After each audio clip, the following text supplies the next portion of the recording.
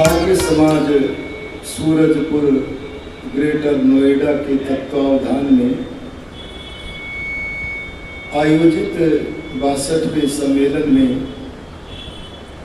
समागत हमारे माननीय आर्य भजनोपदेशक पंडित कैलाश कर्मठ जी, अभी हम जिनके सुमधुर ध्वनि में उत्तम विचारों का श्रवण कर रहे थे, आदरणीय ज्योति आर्य जी,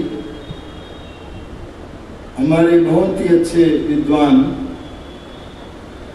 और जिनके मुखमंडल पर बहुत ही प्रसन्नता बनी रहती है, ऐसे आदरणीय आचार्य कर्ण सिंह जी,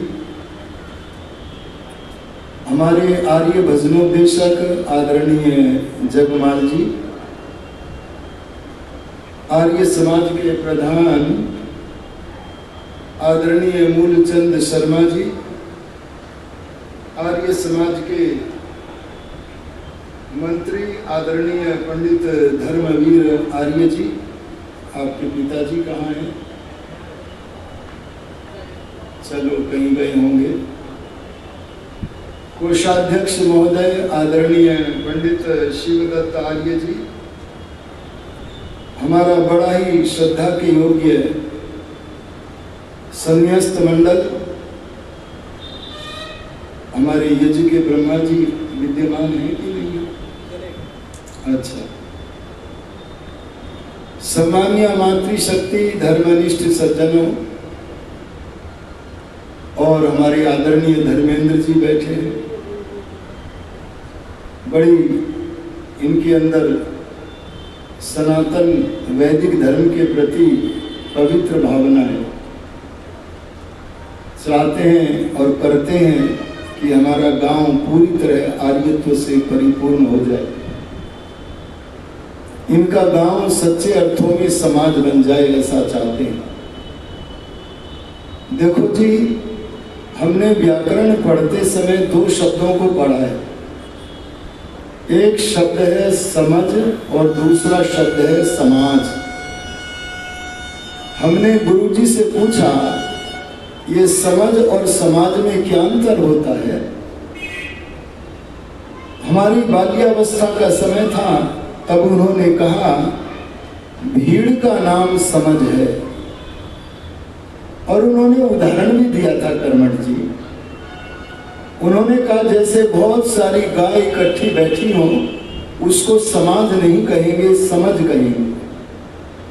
अगर बहुत सारे कुत्ते बैठे हो, उसको समझ कहेंगे, समाज नहीं। अगर बहुत सारी चिड़िया बैठी हैं तो उनको समझ कहेंगे, समाज नहीं। इसी तरह यदि मनुष्यों की भीड़ है पर उनके संगठित होने के पीछे कोई उद्देश्य नहीं है, तो उस भीड़ को, मनुष्यों की भीड़ को भी हम पशु पक्षियों की भीड़ की तरह समझ कहेंगे, समाज नहीं। महर्षि दयानंद ने सृष्टि में चारों तरफ देखा और कहने लगे, समझ को समाज बनाना चाहिए। और जो महात्मा प्रत्येक कार्य भगवान से पूछ पूछ करके करता था, उस महात्मा 97 जनों की झोलियों को भरने वाले महर्षि दयानंद सरस्वती ने मेरे पीछे भी समझ न रहे, समाज ही बना रहे, इसके लिए सनातन धर्म के प्रहरी एक संस्था का निर्माण किया, उसका नाम है आर्य समाज। ध्यान देना, समाज संसार में केवल आर्यों का ही होता है। यदि आर्यों के अतिरिक्त कोई भीड़ इकट्ठी हो गई है तो उसे समझ तो कहेंगे, लेकिन हम समाज बोलो नहीं कहेंगे। इसलिए यदि समाज है तो आर्य समाज है, और आर्य समाज है तो समाज है, यह हमें समझना चाहिए। लेकिन जब तक भीड़ होती है जब तक समाज समाज न रहता है तब तक इसमें न जाने कितने बिगाड़ आ जाते हैं। मैं कुछ पुराने बिगाड़ों का वर्णन करके यथा समय वाणी का विराम करूंगा। कुछ धर्मवादी लोगों ने, अजी मैंने क्या कहा, धार्मिक नहीं कहा। हर्षित जी, ए हर्षित जी, इन्हें जगाओ जरा। मैंने धार्मिक नहीं कहा, मैंने धर्मवादी कहा है। महर्षि दयानंद जी युधिष्ठिर जी को भी धार्मिक नहीं कह रहे, बल्कि धर्मवादी कह रहे हैं। ऐसे आजकल भी चारों तरफ बहुत सारे धर्मवादी हैं, लेकिन धर्महीन हैं। जैसे एक है अविमुक्तेश्वरानंद, अरे है कि नहीं है जी आचार्य जी। एक है राम भद्राचार्य। ऐसे न जाने कितने लोगों की भीड़ लगी पड़ी है जो समाज का समाजपन नष्ट करके उनके भीतर बुरी बुरी बातों को प्रविष्ट करने की योजना बना रहे हैं। विश्व में यदि कोई सुख और शांति की स्थापना करने के लिए समझ को समाज बनाने की योजना चला रहा है, तो इस समय मैं विश्व में एक ही आंदोलन को देखता हूं जो धधक रही है। उस आंदोलन का नाम, अग्नि का नाम क्या है? आर्य समाज। आप जरा पुराने समय को स्मरण करो। अरे पुराने समय में सतीदाह धर्म के नाम पर घोषित कर दिया गया था। ए माताओं, बहनों और पुरुषों, भाइयों, आप सब विचार करो। अगर आपकी पत्नी मर जाए अथवा पति मर जाए और आपको जीवित चिता में जलाया जाए तो आपको कैसा अनुभव होगा? जरा क्षण भर रुक करके विचार करो। मैं केवल आपकी मृत्यु की बात नहीं कर रहा हूं, बल्कि आपको धर्म के नाम पर जीवित चिता में जलाया जाएगा तो बोलो आपको कैसा अनुभव होगा? और ये अविमुक्तेश्वरानंद जैसे ही पाखंडी थे तब, जिनको ललकारा था काशी में महर्षि दयानंद ने, उन्होंने एक वेद मंत्र का नाम लेकर के इस गलत प्रथा को, कुरीति को समाज में फैलाने की चेष्टा की। और जब उस वेद मंत्रों को आर्य विद्वानों ने देखा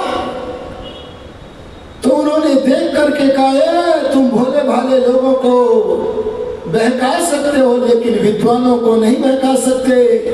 इस मंत्र में विधवा पद नहीं है, इमा नारी र विधवा यह पद है। तो नारी के आगे विसर्ग है, विसर्ग का रेफ बना और उसके आगे अविधवा शब्द है, रेफ में मिला तो नारी रधवा बन गया। यहाँ विधवा का वर्णन नहीं है, बल्कि जो पतिव्रता है, पति युक्त है, ऐसी नारी का वर्णन है। तुम इस शब्द का दुरर्थ करके समाज में कुरीति क्यों फैला रहे हो? उस समय आर्य समाज के सेवक, मैं विश्वामित्र, मैंने भी जब पीछे एक सतीदाह बहुत वर्षों पहले हुआ और गुरुकुल से पढ़ के ही आया था मैं, तो मैंने एक लेख लिखा, आर्य समाज की पत्रिकाओं में लिखा, सतीदाह अशास्त्रीय है। आज सतीदाह की परंपरा तो दूर हो गई है, इसमें आर्य समाज की बहुत बड़ी भूमिका है। आप स्मरण करो, जब आर्य समाज के महाधन स्वामी श्रद्धानंद जी महाराज थे, उनके मन में विचार आया, अरे चाहे पुत्र हो व पुत्री हो, अरे चाहे कुमार हो व कुमारी हो, परमात्मा ने सबको अध्ययन दिया, करने का अवसर दिया है। अरे महर्षि दयानंद को पढ़ा था तो जाना था स्वामी श्रद्धानंद ने, जैसे परमात्मा ने पुरुषों के शरीर में बुद्धि की रचना की है, वैसे महिलाओं के शरीर में भी बुद्धि की रचना की है। इसलिए पठन पाठन का अधिकार केवल कुमारों को नहीं है, बल्कि कुमारियों को भी है। एक आंदोलन चल गया, बड़ा भारी आंदोलन चला, और उसमें जगह जगह कन्या पाठशालाएं और कुमारों के गुरुकुल अलग और कुमारियों के गुरुकुल अलग चले। और जब ये चले तब महात्मा मुंशी राम जो आगे चल करके स्वामी श्रद्धानंद बने थे, उनको लोगों ने कहा था ये कितना गलत काम, धर्महीन काम कर रहे हैं जो लड़कियों के लिए विद्यालय खोल रहे हैं। ए मेरी माताओं बहनों, आप तो अच्छे समय में पैदा हुए हो, आपको तो पता ही नहीं है। एक समय कहा जाता था स्त्री शूद्र उनाधि आता मिति श्रुते, कि वेद कहता, देखो नाम किसका ले रहे हैं, भगवान का नाम ले रहे हैं, जबकि भगवान ने ऐसा कहीं नहीं कहा। ओहो, लोगों ने पूछा, अरे महर्षि दयानंद ने पूछा, आपको स्त्रियों के पढ़ने से परेशानी क्या है, आपको शूद्रों के पढ़ने से परेशानी क्या है? तब एक पाखंडी बोले, अगर ये नारियां पढ़ लेंगी तो हम क्या करेंगे? जब ये पूछा हम क्या करेंगे, तब दयानंद के मुख से, अरे मानो कोयल के मुख से मीठी वाणी निकली और उन्होंने कहा यदि ये स्त्रियां पढ़ लेंगी तो हम क्या करेंगे? तो सुनो, तुम क्या करो, सुनो सुनो। तब ऋषिदान ने कहा तुम कुएं में पढ़ो, अगर तुम कुएं में पढ़ गए तो किसी के अध्ययन अध्यापन का अधिकार तो न छीन सकोगे। और यो ध्यान देना, ये स्त्रियों का और सबका विद्याधिकार ऋषिदान ने दिया। इस बुरी मान्यता का निवारण ऋषिदान ने किया। अच्छा, परमात्मा के सूर्य की किरणों पर क्या कुछ ही लोगों का अधिकार है कि सबका है? अरे बोल दो ना। ऐसे ही वेद विद्या की किरणों का अधिकार क्या कुछ ही लोगों का है कि सबका है? यथेमाम वाचम कल्याणी आवदानी जनेभ्यः, ये वचन उपस्थित करके, वेद वचन उपस्थित करके मधुर वो वाणी बोलने वाली कोयल महर्षि दयानंद ने आर्य समाज का तीसरा नियम बनाया। वेद सब सत्य विद्याओं का पुस्तक है। वेद का पढ़ना, पढ़ाना, सुनना, सुनाना सब आर्यों का परम धर्म है। न जाने कितनी सारी कुरीतियां नष्ट की गई।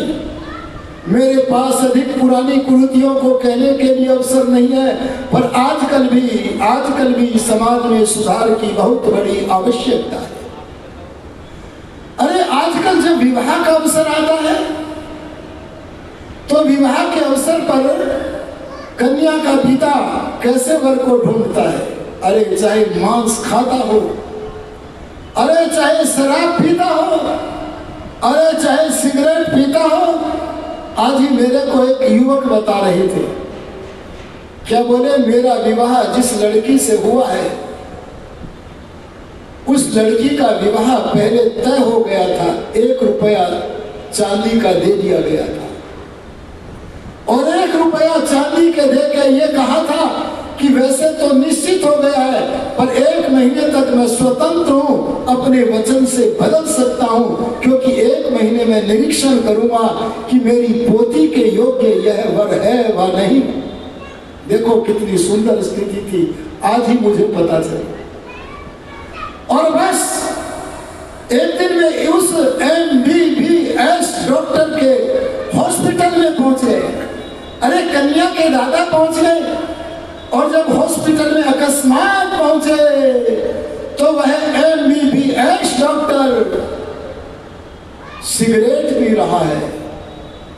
बस वे तुरंत लौटे, उस MBBS डॉक्टर के पिता के पास पहुंचे, मुझे चांदी का 1 रुपया जो दिया था वापिस करो।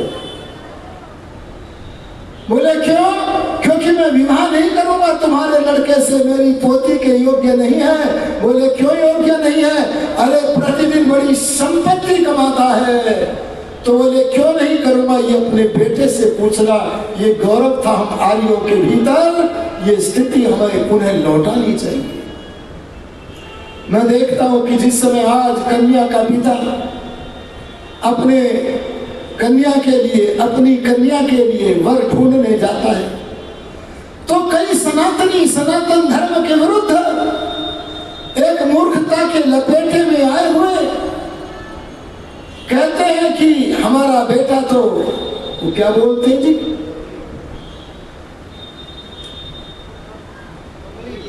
कुंडली नहीं, एक और शब्द है मंगली। मंगली बोले मंगली है। अरे कितनी परेशानियां होती हैं। चलो मैं घटना सुना देता हूं जी, सुना देता हूं।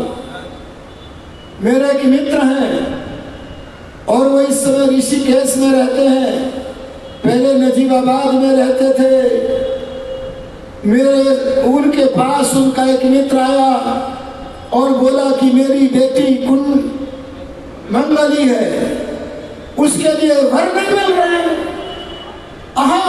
आर्य समाज के आंगन में आने वाला वो डॉक्टर बोला, डॉक्टर मुनीश चंद्र जी बोले, अरे क्यों चिंता करते हो, मैं तुम्हारा मित्र हूं, मेरे लड़के से विवाह कर लो। मैं इन मूर्खताओं में नहीं फंसता कि तुम्हारा लड़का मंगली है। अरे महर्षि राजा ने तो वेद मंत्र उपस्थित किया है लड़की के लिए, सुमंगली मधु इमाम समेत अवश्यता है। हम तो चाहते ही हैं कि हमारे घर में मंगल करने वाली लड़की आवे। हाँ, मैं चाहता हूं कि मेरे घर में कोई सुमंगली आवे, मेरे घर का कल्याण कर दे, ऐसी देवी आवे, विवाह कर लो। और बस तय हो गया। लेकिन दुर्भाग्य था, सुन लो, दुर्भाग्य था कि डॉक्टर साहब का बड़ा लड़का वो आर्य समाज का स्पर्श नहीं कर पाया था। पहुंच गया, बोले मेरे पास एक मंगली लड़की का जो प्रस्ताव है वो पारित हो गया, विवाह के लिए मेरे पिताजी ने कर दिया है। बोलो मैं करूं कि ना करूं? तब कुरीति को प्रश्रय देने वाले लोगों ने कह दिया, ना, अगर कर लिया तो तेरी मां मर जाएगी। बस उसने तुरंत रिश्ता तोड़ हटा दिया, माता पिता की भी नहीं मानी। 1 वर्ष बीत गए, उस डॉक्टर साहब के वे मित्र फिर से आए, बोले क्या करूं, 6 महीने तुमने बर्बाद कर दिए और 1 साल और ये बर्बाद हुए। मेरी प्यारी सी पुष्पिका के लिए, मेरी बिटिया के लिए कोई वर नहीं मिल रहा। अपनी मित्र का दुख देखा न गया। डॉक्टर साहब पुनः बोले, अरे आर्य समाज का व्यक्ति पुनः बोला, अरे घबराते क्यों हो, मेरे दूसरे वाले बेटे से विवाह करो। और वो मना नहीं करेगा, क्योंकि वो आर्य समाज के उपदेशक आचार्य विश्वामित्र वेदार्थी का सत्संग करता है। बोले ना, तुम्हारे यहाँ नहीं करूंगा, एक बार धोखा पा चुका हूं। बोले मैं विश्वास दिलाता हूं। और बस जब उसका रिश्ता तय किया जाने लगा तो उसका मेरे पास फोन आता है। मेरी आज्ञा में रहता था, मेरे अनुशासन में रहता था, और मेरे पास फोन आता है। बोले आचार्य जी, मेरे पिता एक मंगली लड़की से विवाह कराने के लिए निश्चय करना चाहते हैं, आपकी क्या सहमति है?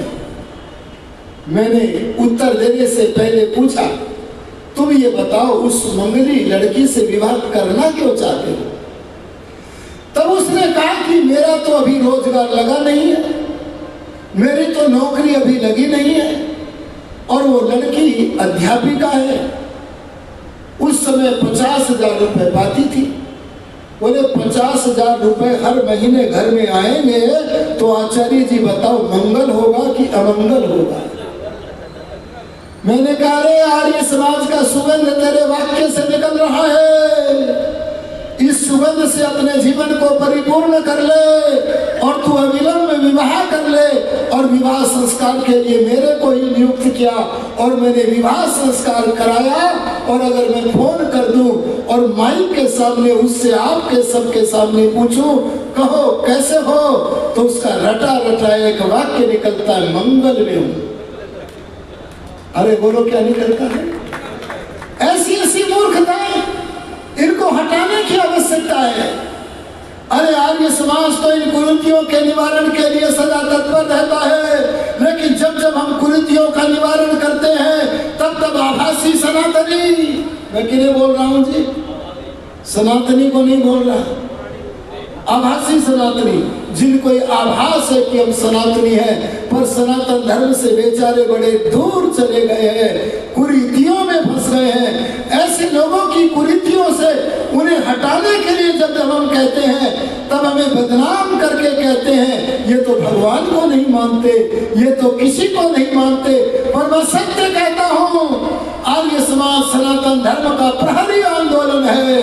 अगर आर्य समाज कोई कह रहा है बात, तो ऋतंभरा प्रज्ञा से संपन्न बात कह रहा है।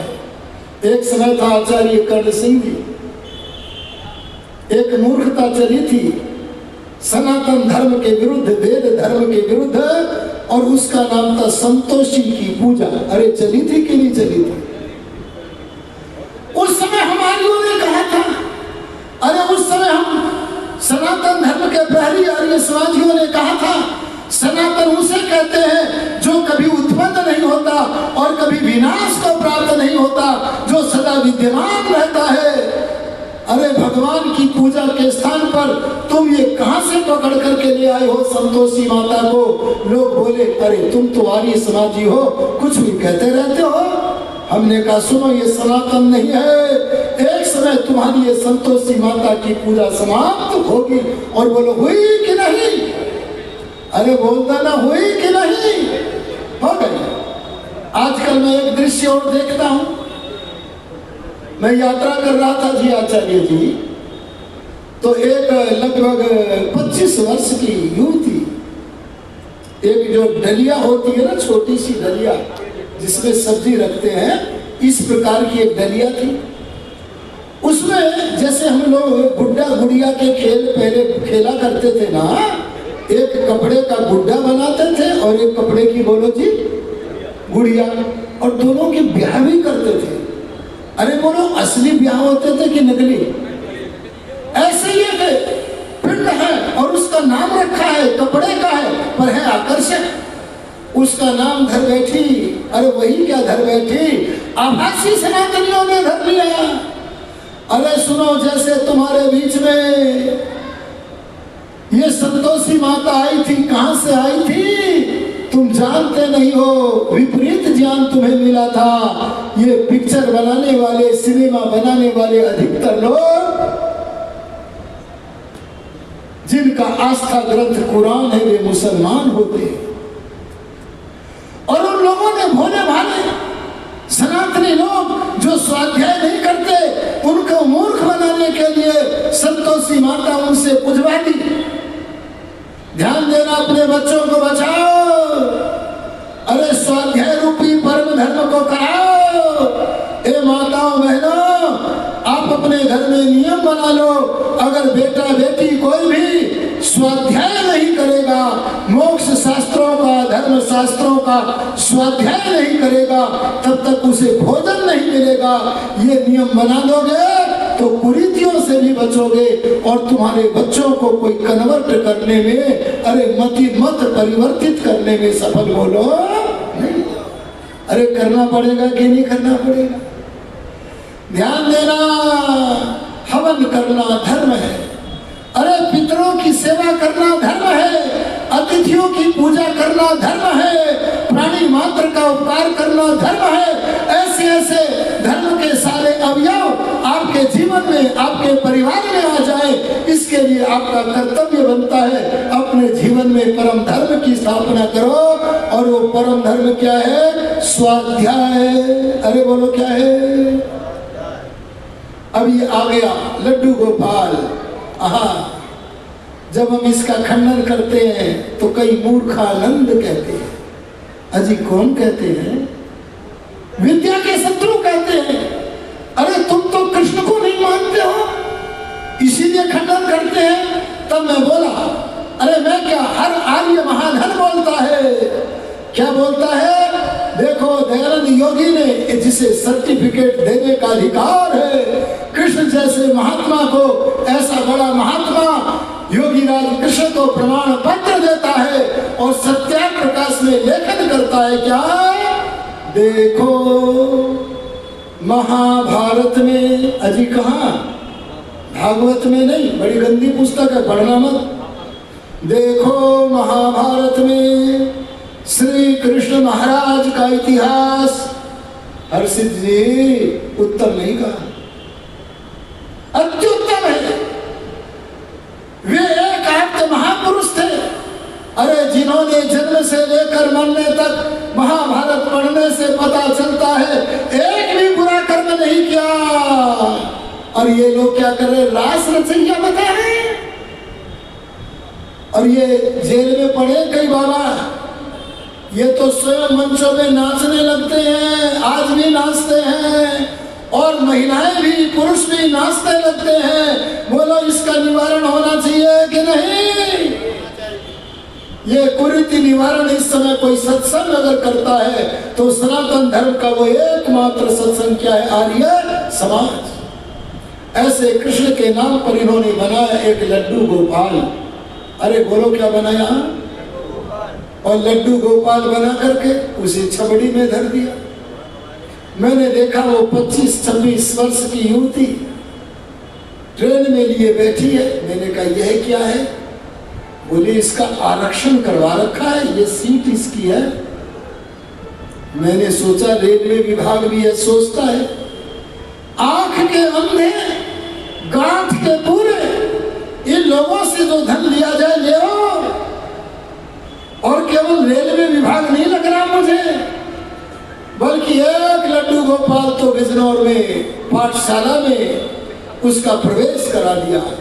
अच्छा बताओ, पाठशाला अज्ञान के निवारण और ज्ञान के विस्तार के लिए बनी है कि नहीं? अच्छा, आर्य समाज ने जो गुरुकुल खोले हैं, अगर कोई उस गुरुकुल में लड्डू गोपाल का प्रवेश करावेगा तो मिलेगा क्या? अरे बोलो मिलेगा क्या? सनातन धर्म का प्रहरी आर्य समाज के नियंत्रण में चलने वाला कोई भी गुरुकुल होगा तो वहां उसे ध्यान दिया जाएगा, विज्ञान दिया जाएगा। किया ये विज्ञान दिया जाएगा कि देखो ज्ञान ग्रहण करने का सामर्थ्य चेतन का होता है, जड़ का नहीं होता है। जड़ कभी ज्ञान ग्रहण नहीं कर सकता। आप अपने बालक व बालिका का प्रवेश कराओ, वो चेतन है तो उनके पास ज्ञान ग्रहण करने का सामर्थ्य है, वे विद्यार्थी बनेंगे, ज्ञानी बनेंगे। लेकिन उन्होंने भी सोचा आहा सही व्यापार अगर करते तो भी ठीक था। अशुद्ध व्यापार करने वाले व्यापारी पाठशाला के लोगों ने उस लड्डू गोपाल का प्रवेश करा दिया। और सुनो जी, इतना ही नहीं, अरे सुनो इतना ही नहीं, जब परीक्षा का परिणाम आया मैंने समाचार पत्र में पढ़ा। क्या पढ़ा? उस पाठशाला का टॉपर जो था वो था लड्डू गोपाल। अजी स्वामी जी बोलो ना, क्या ये लड्डू गोपाल टॉपर बन सकता है? हाय रे क्या हो गए तुम, सनातन धर्म के नाम पर कैसी अपवित्र बातों को अपने जीवन में स्थान दिए हुए हो। भाई हम तो सनातनी हैं, सनातन धर्म के अंदर जो वेद विरुद्ध बातें, अरे ब्रह्मा से लेकर के दयानंद पर्यंत ऋषियों के विरुद्ध बातें आई हैं, हम उनका निवारण करेंगे। और कई सारे लोग तो क्या करें, आर्य समाज में भी खिचड़ी होते हैं। अजी बोलो क्या होते हैं?